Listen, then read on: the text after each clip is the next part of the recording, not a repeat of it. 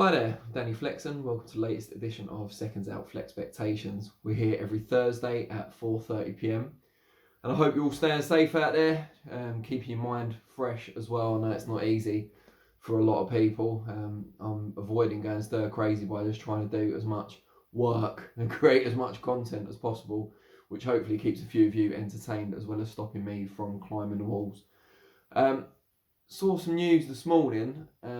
Actually, let me go back first of all and talk about something that happened last night that won't be a lot of people won't be aware of anyway. But I got an email from Graham Houston, who is a very well respected writer and editor in the boxing world, and he wanted me to contribute to the big question on the final issue of Boxing Monthly, which comes out in around 2 weeks' time.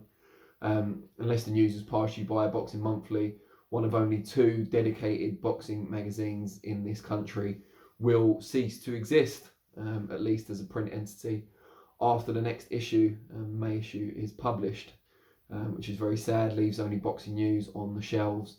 But regardless of all that, I've already written my final feature. I've been writing for Boxing Monthly for about 2 years.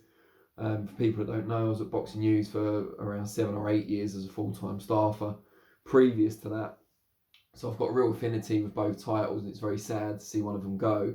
But having already submitted my feature for the final issue, I was asked to contribute to the big question, which is the topical question that we do every month or every other month, and three of the contributors give their answers to the question. And the question, I don't think it's bad to give away a spoiler at this point. It's only a very small part of the magazine, and a magazine which very soon won't exist anymore, as sad as that is. It was asked what one thing I'd like to see change about boxing when it resumes after the lockdown. And I said I'd really like an effect of the lockdown, and it's something that's been speculated upon by a lot of people within the industry, for the big fights to finally happen. The fact that there's a short window at the end of the year for everyone to fight. Some top boxers will only fight once this year now.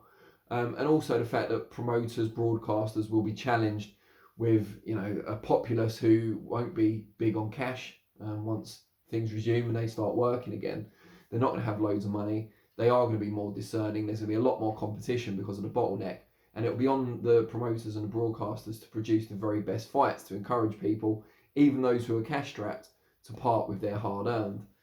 And the news broke this morning, almost as if fate were involved somehow, that Anthony Joshua has now publicly said he wants Pulev and Wilder to step aside from their fights with him and Tyson Fury respectively. So AJ versus Fury can be made this year.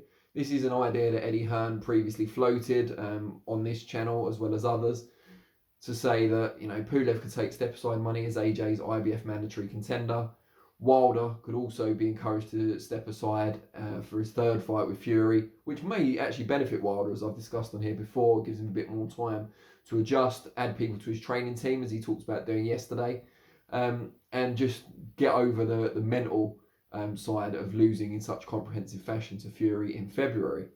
Pulev will be a harder task, which is what I alluded to before, because he's at a late stage of his career. He's already waited years for his shot. He was injured previously when he was supposed to fight AJ and had to pull out. So he'll be wondering if the chance will come again, and that's going to be the tricky part of getting him to step aside, especially as he gets a healthy percentage of the purse being a mandatory contender. All that aside, it's very encouraging to see Joshua actually come out publicly now and call for the Fury fight above all others. And it's certainly a fight everyone around the world, and particularly in the UK, would like to see. Certainly if it happens here and doesn't go to the highest bidder out in Saudi Arabia or somewhere like that.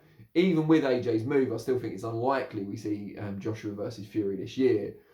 But it's a step in the right direction. I know Fury's never shirked a challenge. He's always felt his style beats Joshua's. It's something he said from the very start of his pro career. And you can see why he thinks so as well, in terms of the way the styles match up. But the fact that Joshua's now wanting that fight, he redeemed himself against Andy Ruiz, and I think he feels the window may now be not closing on his career, because he's still a young man, but I think he's looking more to the future now and saying, right, I've regained the world title. Very few people in history have done that. How now, brown cow, no, how now can I solidify my legacy? And he'll be looking at that and thinking, well, Fury's unbeaten. He's got a WBC title, self-proclaimed lineal champion. that is the one that could define his entire career if he manages to beat Fury, especially in a huge UK mega event, whether it be at Wembley Stadium or, you know, the Spurs Stadium, which they talked about for the Pulev fight, or wherever. It's a huge fight, probably the biggest fight that can be made in world boxing today, and certainly in UK boxing, would be the biggest money generating fight in UK boxing history. So I'm adding my voice to the many who are calling for it, because in that answer to the big question in Boxing Monthly, I said 2 big fights that absolutely I'd make this year if I could, would be that one and Crawford against Spence, which you'll have seen recently Joe Lee and I arguing about in Who You Backing. Or if you haven't, go and watch it now, because I knew Who You Backing will be out soon. That aside, it's just an incredible fight, one we all want to see. Personality-wise, I think they mesh very well. You know, AJ humble, but can have that kind of niggly side brought out of him, that kind of more aggressive side, as we saw Dillian Whyte get under his skin. And then you've got Fury, who's laid back and funny, but can switch very quickly. I just think the build-up would be amazing. The fight itself couldn't fail to deliver whatever happened. I don't see it being a boring fight, you know. We can all hope, and as AJ said in his quotes to Sky, we'll never have another time like this. And because of the coronavirus and the shutdown, and obviously all the negative implications of that, one of the positive implications is that when we do return, there'll never be a better opportunity to make those huge marquee fights, because everyone's going to need a dance partner to generate serious money and to make the most of the limited time window we have available this year. So I would encourage all involved to sit down around the table and try and make it. Nothing's impossible. So I see Pulev as being the biggest obstacle, rather than the respective promoters being able to work together. But hey, at least explore the options and try and give the fans what they want. That's my view. I really want to know what you guys think, not just of how easily or how difficult it would be to make this fight, but also who would come out on top and why should it happen. Let us know what you think below in the comments, and I'll respond to some of them. I'll be back Monday for reflections at 4:30 p.m. and the next FLEXpectations next week Thursday at the same time. Look forward to seeing you all then, and really appreciate your time. Cheers.